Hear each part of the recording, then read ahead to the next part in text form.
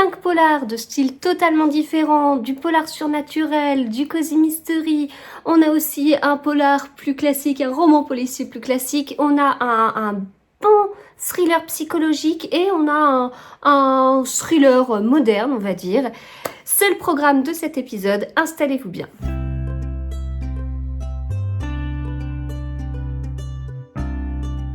Bonjour à tous, j'espère que vous allez bien. Comme je vous le disais, beaucoup de styles différents dans cet épisode.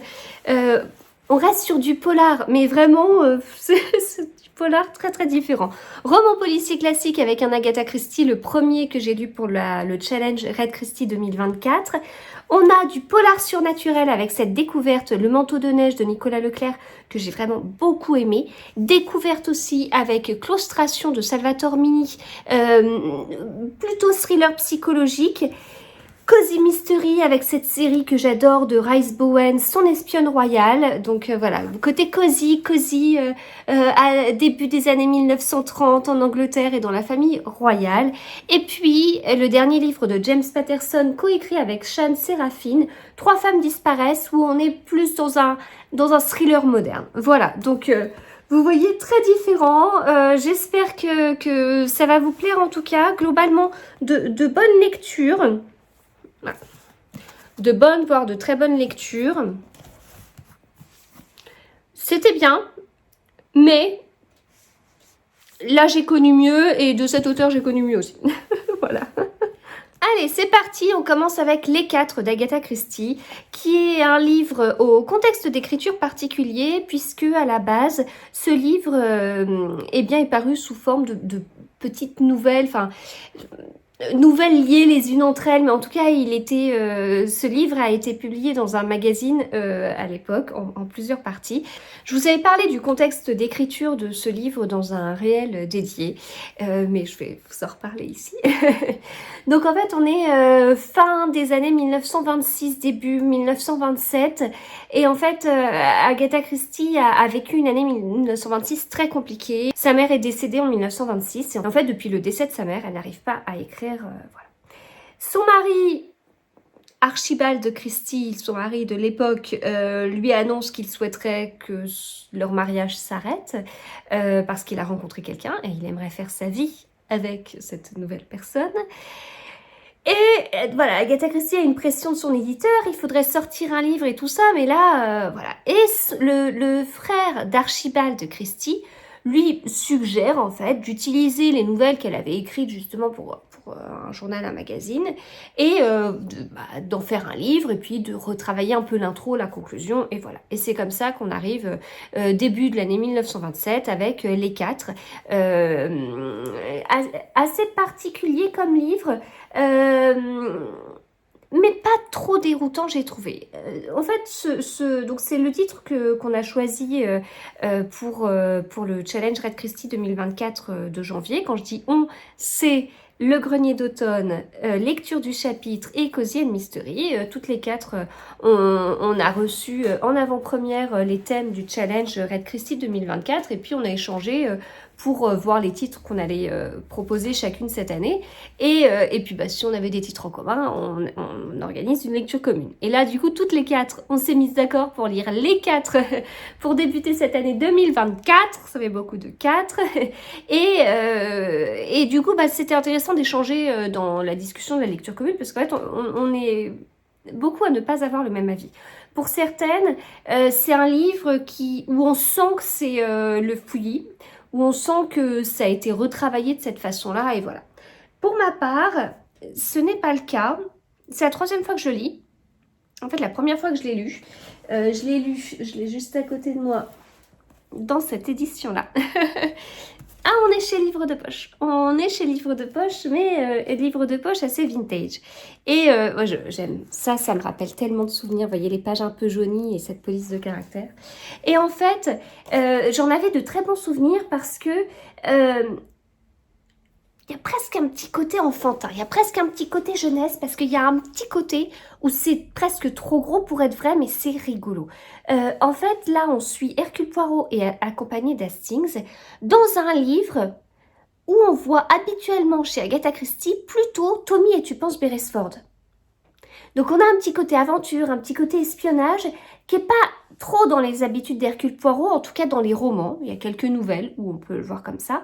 Et là, en fait, on a un découpage particulier parce qu'on a un peu une petite histoire par chapitre et en même temps, tout a un lien pour démasquer ces fameux 4 qui sont 4 personnes qui font la loi, on les décrit comme des personnes qui n'hésitent pas à utiliser la violence. Le 4e, il peut changer d'apparence très facilement. Enfin, voilà, c'est vraiment un groupe de 4 personnes vraiment auxquelles on n'aimerait pas se frotter. Et donc, ces 4 essayent de titiller Hercule Poirot, qu'il sent bien et qui dit « Ouais, c'est bon, je vais pas me laisser faire et tout ça. » Et donc Hercule Poirot va bouger.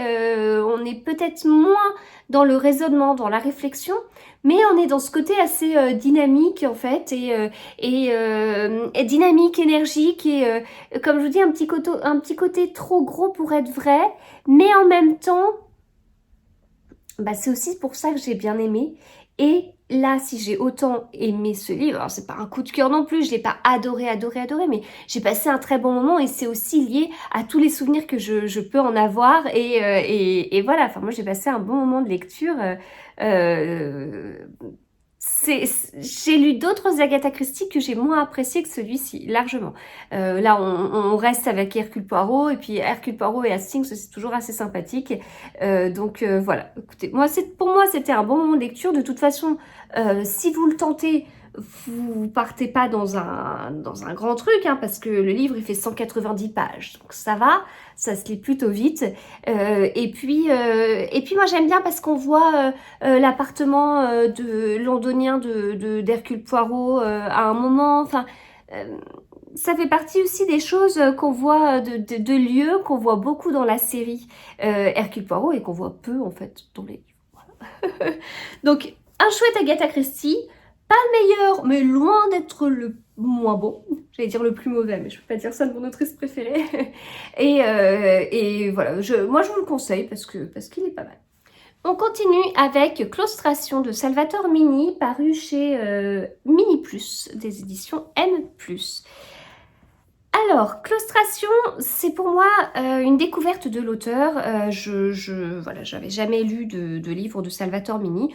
J'en entendais parler. Il fait partie des organisateurs du Salon Iris Noir en plus, à Bruxelles. Donc, bon, ça m'intéressait d'en savoir plus. Je le connaissais presque plus par sa série jeunesse Mystère en Belgique, parce que quand je l'avais vu pour la première fois à Noir-sur-Ormesson, alors c'était peut-être il y a 2 ans et demi, 2 ans, je sais plus. Il avait pas mal de jeunesse et en fait c'est surtout ça qui m'avait attirée sur sa table que des livres pour grands.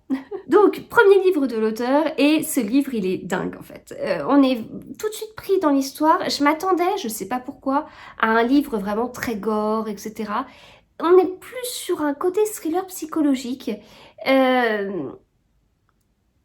On va suivre plusieurs personnages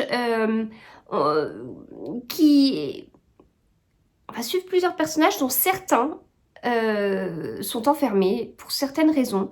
Il y a des trucs dingues, enfin vraiment des trucs dingues. L'un pour des raisons politiques, une a été enlevée à l'étranger. Voilà, enfin, et en fait on est dans un roman choral, on alterne entre les personnages et c'est dur, hein, parce que, dis donc, ce qu'ils vivent, c'est pas évident. J'ai apprécié que, comme je disais, j'ai apprécié que ce ne soit pas trop gore, et que ce soit pas trop choquant, trop violent, trop sanglant. Quand il y a des personnes enfermées, j'ai toujours un peu peur que ça aille loin sur certains sujets, notamment viol, mais j'ai lu largement pire. Et donc, on suit comme ça ces personnages, puis au bout d'un moment, on se dit, ok, on les suit, on est pris dans le truc, on est pris dans le livre, mais bon, allez, si on se pose 2 secondes, il doit y avoir un lien, il y a un truc. Donc là, j'ai commencé à réfléchir à des dénouements, à des hypothèses possibles, et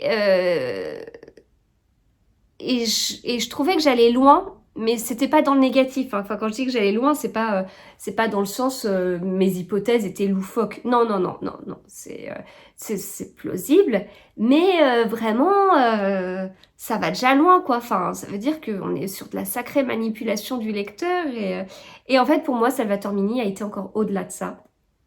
Donc ça m'a plu. Donc forcément ça m'a plu. Voilà.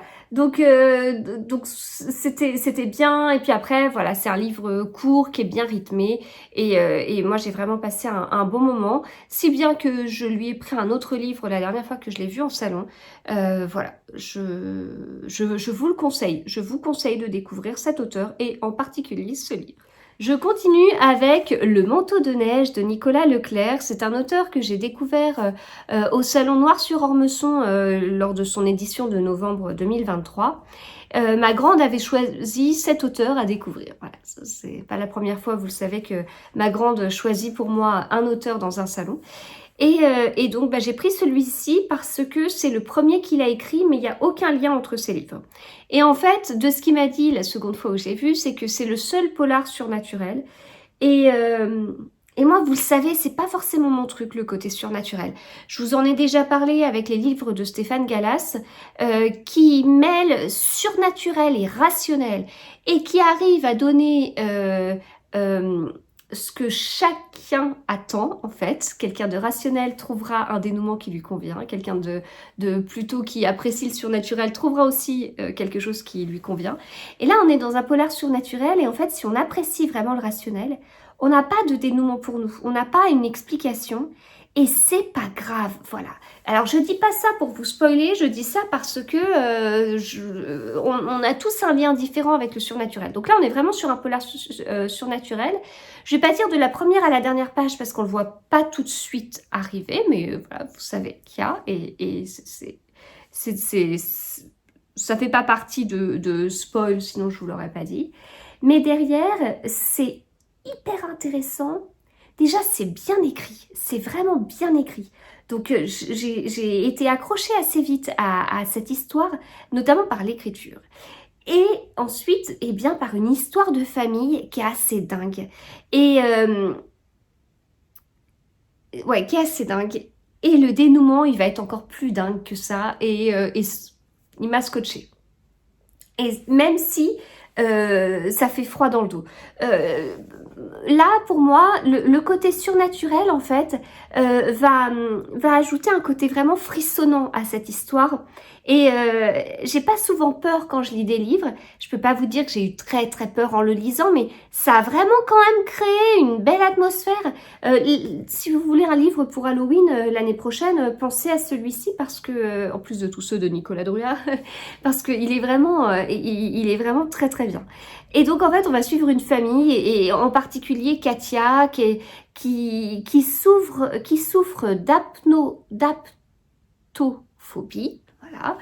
Et avant que ce soit décrit, j'ai pensé à l'aptonomie dont on parle quand on est enceinte. Et voilà, on est sur l'aptophobie. Donc elle ne supporte pas qu'on la touche. Voilà. Ce qui est particulier parce que du coup, le lien qu'elle peut avoir avec ses parents ne passe pas du coup par ça, quoi. Donc voilà. Et donc on commence déjà le livre avec une scène de meurtre. Et du coup, elle, dans sa famille, son grand-père est décédé, d'une certaine façon. Et ce qui est très curieux, en fait, parce que son grand-père, elle comprend qu'il y a toujours eu des trucs, en fait, avec son grand-père. Déjà, son père a coupé tout contact, en fait. Et sa grand-mère, elle était plutôt...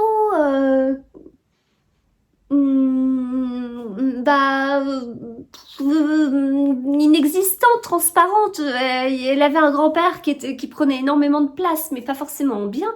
Et la grand-mère, elle prenait pas de place du tout, en fait. Voilà. Et donc, son père a coupé contact avec ses parents. Et on sait pas trop pourquoi au début, ce qui s'est passé et tout ça. Et puis, là, Katia, elle est... là, avec le décès de son grand-père, elle est secouée et Et c'est pas que secouer normalement, il va se passer des choses. Et elle va vivre des moments très forts où elle va faire des choses malgré elle. Et voilà, petit à petit, on va avancer dans l'histoire comme ça. Et voilà, je vous dis, je trouve que c'est très bien écrit. J'ai bien accroché avec l'écriture, j'ai bien accroché avec l'histoire. Je reprenais mon livre avec beaucoup de plaisir. Ces derniers temps, j'ai pas eu que des lectures fantastiques. Alors fantastique, c'est pas dans le sens le genre fantastique. Je n'ai pas eu que des lectures super chouettes, quoi. J'ai eu des lectures vraiment qui étaient bien. J'ai eu des lectures où j'en attendais beaucoup et j'ai été déçue. Enfin, globalement, en ce moment, il y a un peu de tout. Il y a du coup de cœur, il y a du oui, bof, il y a ah, je connaissais pas et c'est trop bien. Enfin, voilà. Donc là, c'est arrivé à un moment où ça m'a fait du bien de lire ce livre et j'étais contente du coup de l'apprécier autant. Si vous ne connaissez pas cet auteur, je vous le conseille. En plus, il est très sympathique. Le manteau de neige de Nicolas Leclerc. On continue avec Son espionne royale et la reine des cœurs. C'est un tome 8, toujours de Rice Bowen, toujours édité chez La Bête Noire et Robert Laffont. C'était bien, mais c'était pas aussi bien que le tome d'avant. Le tome d'avant, il était trop bien. C'était mon retour à Son espionne royale. J'ai lu le tome précédent et celui-ci avec Isabelle de Isabelle Lecture. Et ouais, le tome 7, il était chouette, ça faisait un moment que j'en avais pas lu, je retrouvais tous les personnages que j'aime beaucoup énormément, et notamment Georgie. C'était hyper agréable et tout ça de lire ce livre, de retrouver cette ambiance bien cosy et tout, voilà, vraiment un régal. Et là maintenant, je peux vous dire que je suis super contente d'avoir retrouvé cette série avec le tome précédent, parce que du coup, ça m'a donné très très envie de lire le suivant, et donc une semaine après, avec Isabelle, on a lu ce tome-là, qui m'a un petit peu moins plu. Un petit peu moins plu, parce que on n'est pas dans la même ambiance. Dans le tome précédent, on était dans une ambiance de grande maison, avec une famille, et des questions d'héritage, et oh, il y a un mort, et comme par hasard, c'est celui auquel on pouvait s'attendre, et il y a beaucoup de personnes qui sont intéressées par cette mort-là, etc., etc. Donc vraiment, un côté roman policier classique, et puis un côté bien cosy, et puis un côté royal, parce que, eh bien, Georgie, elle a un lien avec le roi et la reine d'Angleterre, enfin, voilà. Et là, c'est différent parce qu'en fait, ça se passe en partie à Hollywood. Donc, le début commence, vraiment, on a l'impression que c'est le lendemain du tome précédent. Donc, on est à nouveau dans cette maison et tout. Et puis, eh bien, la mère de Georgie arrive. Et puis, elle dit, allez hop, on part là-bas, on part à Hollywood. Sa mère, elle est assez particulière, hein. Pour avoir de l'argent, elle a trouvé que l'idéal, c'était quand même de faire de bons mariages. Donc, elle en a beaucoup. Et même quand elle est mariée, ça convient pas encore. Et là, elle a trouvé un endroit où elle pouvait divorcer très très vite. Et voilà, ça lui allait bien. Et puis, bah, en allant là-bas, en faisant cette longue traversée vers les États-Unis, et ben du coup, elle fait connaissance avec des gens. Et puis, ils vont se retrouver sur le tournage d'un film en plus. Et voilà, il y a plein de choses dans ce livre. Mais dans Son espionne royale, il y a, je vais pas dire toujours un meurtre parce que j'ai pas tout lu non plus, mais il y a souvent un meurtre, et donc après il y a souvent une enquête, et sans surprise, c'est l'espionne royale, Lady Georgie, qui s'occupe de résoudre cette enquête. Puis on retrouve des personnages, son fiancé, sa meilleure amie.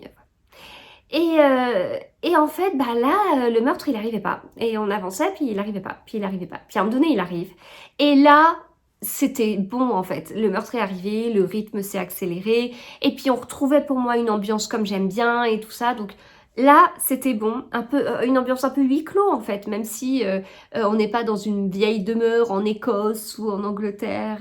Mais bon, voilà, c'était bon. Mais j'ai un peu moins aimé le contexte Voilà, qui était un petit peu modifiée, mais ça ne reste pas moins que c'est une série que j'adore.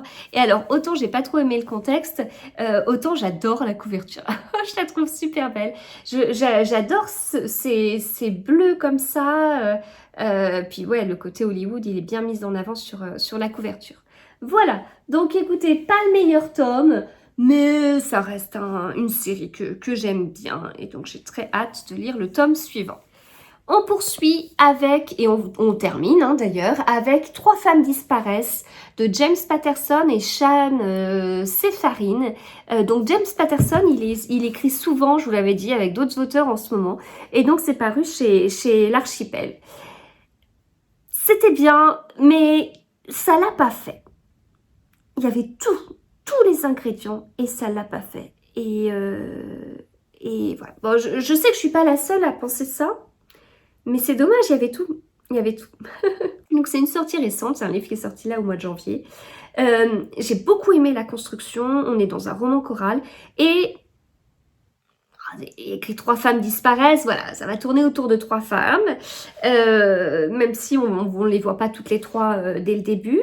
J'ai trouvé que l'histoire, elle était originale, la construction est originale, parce que comme je vous dis, il y a un côté roman choral, et en fait, à chaque fois qu'on commence avec un personnage, ce personnage est interrogé, en fait, dans le cadre d'une enquête, et donc pendant 1, 2, 3 pages, et ensuite on passe à ce qui s'est passé quelques mois ou quelques semaines plus tôt.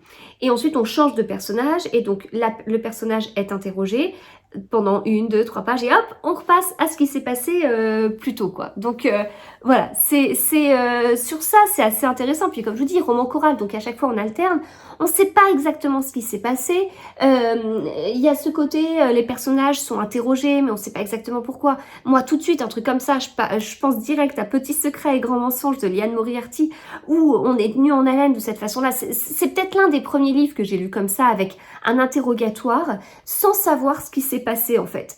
Et c'est fort parce que c'est au point où on est maintenant et on nous met un suspense sur qui va mourir ou qui va... Enfin, je trouve ça assez fort. Les chapitres sont courts, le dénouement j'ai beaucoup aimé. En plus, l'histoire elle est originale parce que, en fait, on a un lien avec un couple. On est dans un milieu de mafia. Et en fait, on a un enquêteur, Sean Walsh, un détective, qui enquête sur plusieurs choses. Et en fait, sa femme, c'est la chef cuisinière d'un gars de la mafia. Et on n'arrive pas trop à savoir quel est le lien entre le détective et le gars de la mafia, enfin dans le sens où il fait une enquête sur lui, il envoie sa femme, pourquoi, enfin ok c'est la chef cuisinière, mais derrière, qu'est-ce qu'elle fait, enfin est-ce qu'elle espionne, est-ce que... On ne sait pas trop, mais ça c'est des choses qui arrivent assez vite dans l'histoire en fait, ce détective, je crois que c'est le premier personnage, c'est le premier personnage qui parle. Alors lui en l'occurrence c'est un peu différent parce que on commence pas avec lui par un interrogatoire et ensuite on remonte en arrière, non. Lui on est tout le temps avec lui, c'est un peu un narrateur récurrent qui nous fait un peu un fil rouge. Donc on a son point de vue de l'histoire mais on va voir sa femme, on va... Voilà, donc c'est le premier personnage qu'on découvre, ce qui fait que forcément on s'attache vite à lui, puis on se dit, enfin comme je dis, moi je m'attendais vraiment à ce côté fil rouge, à revenir régulièrement le retrouver pour qu'il continue à nous donner l'histoire et ce qu'il est en train de faire, on est principalement avec lui dans le présent, donc voilà. Et puis il agit en fonction de choses qui viennent de se passer ou qui se sont passées dans le passé, enfin bon, c'est un petit jeu avec le temps, mais c'est intéressant. Donc, ce côté... Enfin, je vous dis, il y a tout. Il y a tout. Il y a le rythme, il y a la construction, il y a l'histoire un peu bizarre qui accroche dès le début. Les chapitres sont courts, le dénouement, il est top, etc.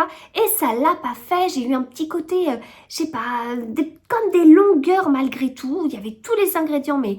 ça ne fait pas tout, la preuve, ça ne fait pas tout. Donc un petit côté longueur, un petit côté, ça tirait un petit peu et voilà. Du coup, au final, je l'ai pas abandonné. Je suis allée jusqu'au bout. Il est pas long comme livre. Il est pas long. Il fait 300 pages. 200... oui, 299 pages. Mais ouais, un petit truc qui était pas.